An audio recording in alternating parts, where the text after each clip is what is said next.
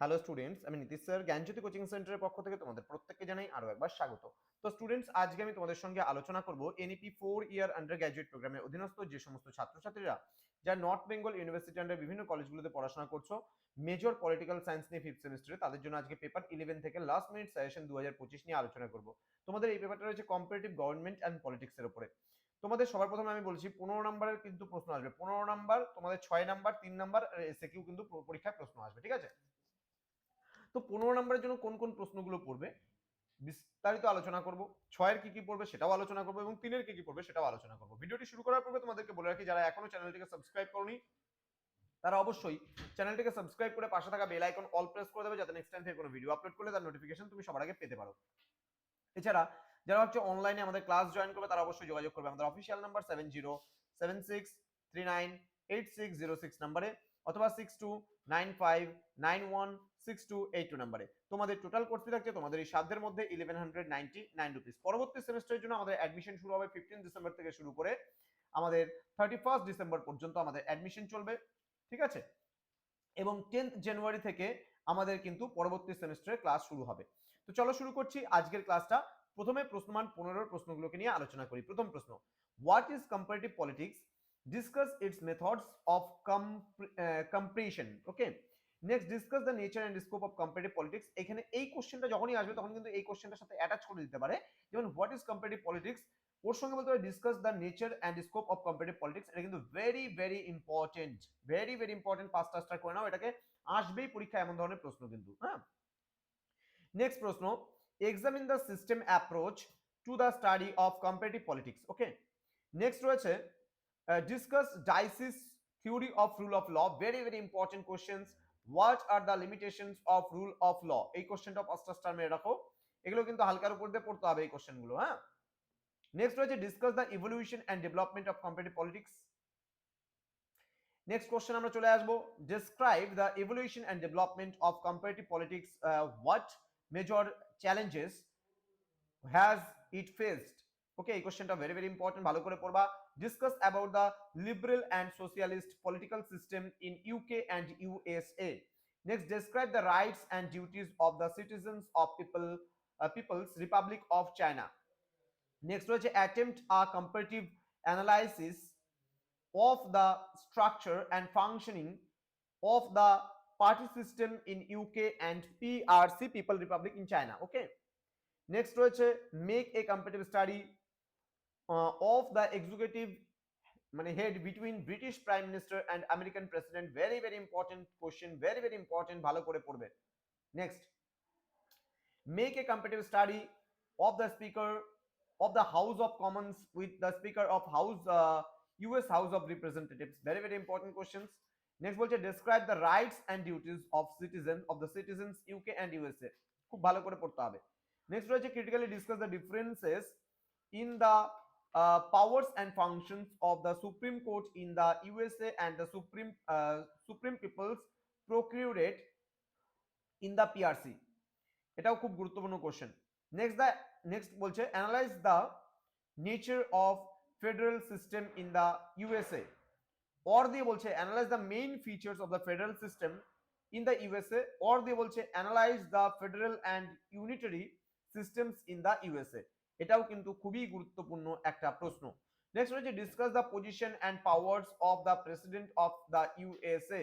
এটাও খুব গুরুত্বপূর্ণ প্রশ্ন। Next, discuss the committee systems in the American House of Representatives and compare it with that of the British House of Commons. ভালো করে পড়তে, এটা বিশেষ করে খুব গুরুত্বপূর্ণ প্রশ্ন। হ্যাঁ, powers and position of the president of USA, very very important এটা কোশ্চেন। এই কোশ্চেনটাও গুরুত্বপূর্ণ কোশ্চেন। 17 নম্বর কোশ্চেন বলছে compare the powers and position of the British crown with that of the US president. Next রয়েছে what do you mean by parliamentary systems, discuss the features of the British parliamentary system. Next, discuss the composition, powers and functions of the National People's Congress NPC in China. Next, how is the president of USA elected, discuss the powers and functions of the US president. চলে আসবো আমরা mark 6 এর কোশ্চেনগুলো নিয়ে briefly discuss the evolution of comparative politics. Next explain Dicey's theory of rule of law or examine the theory of rule of law. Next, explain the working and judicial review in USA. Next, describe the role of political parties in USA and UK. Next, analyze the federal features in USA. Then explain the mechanism of referendum as a tool of direct democracy in Switzerland. Next রয়েছে what position does Senate enjoy in American political system? Discuss in brief the role of Senate as second chamber. Next, discuss the power and position of the Speaker of House of Commons in UK. Next, write a note on the position of the Standing Committee of NPC in People's Republic in China of China. Discuss about the nature and unitary systems in UK and PRC. Next, discuss the power and position of the Speaker of House of Commons of UK. Next, write the differences between parliamentary and presidential systems of British and American practices. Next, compare British cabinet system with the cabinet system of the United States. Next, discuss the powers and position of the House of Representatives of the USA. Next question, compare the powers of House of Lords and in the United Kingdom with the Senate in the USA. Next, write a brief note on the Chinese system of people's procurate. Okay. Next question input output analysis, এটা তিনের জন্যই বেশি important, ভালো করে ওখানেই পড়তে পারবা। Powers and position of the House of Lords of UK, এই কোশ্চেনটাও তিনের জন্য পড়তে পারো। নেক্সট রয়েছে explain the mechanism of referendum as a tool of direct democracy in Switzerland. Then explain the concept of democratic centrism in China. Next রয়েছে write a short note on the rights and duties of citizen in China. Then প্রশ্ন মান 3 এর জন্য liberal political system, central military commission in China, then judicial review, then separation of powers, Communist Party of China. Next রয়েছে committee system in UK, committee system of USA, president of NPC and PRC, recall in Switzerland, US Senate or role of US Senate.